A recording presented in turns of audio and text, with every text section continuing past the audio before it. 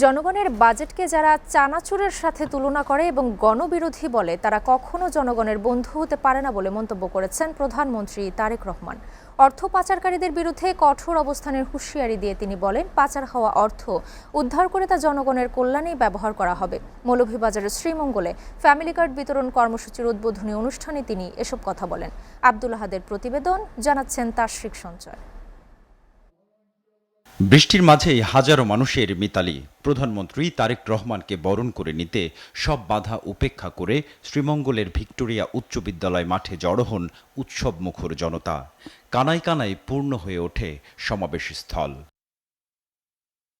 নতুন বাজেটে ৪১,২০,০০০ পরিবারকে ফ্যামিলি কার্ড বিতরণের যে মেগা পরিকল্পনা, তারই অংশ হিসেবে শ্রীমঙ্গলে এই কর্মসূচির উদ্বোধন করেন সরকার প্রধান।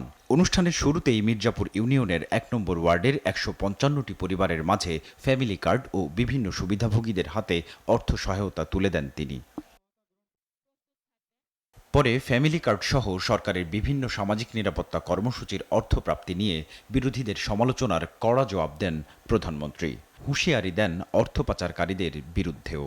যেই বাজেটের মাধ্যমে অর্থ বরাদ্দের মাধ্যমে আমরা জনগণের ভাগ্যের পরিবর্তন করতে চাই, সেই বাজেটকে যারা চানাচুরের সাথে তুলনা করে, এখন জনগণের জন্য যেই বাজেটে সকল ব্যবস্থা রেখেছি সেই বাজেটকে যারা গণবিরোধী বলে, তারা কি কখনো জনগণের বন্ধু হতে পারে?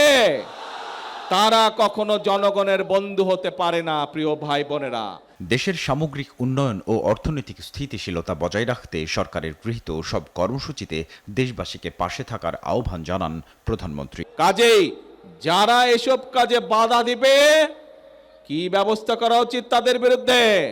সতর্ক থাকতে হবে তাদের বিরুদ্ধে, এবং জনগণকে ঐক্যবদ্ধ থাকতে হবে। কোনো ধরনের অপপ্রচারে কান্না দিয়ে দেশের টেকসই উন্নয়নের ধারা অব্যাহত রাখতে সাধারণ মানুষকে ঐক্যবদ্ধ থাকার তাগিদ দেন প্রধানমন্ত্রী তারেক রহমান। আমরা যদি সকলে চোখ কান খোলা রাখে। তাশরিক সঞ্চয়, SATV নিউজ ডেস্ক।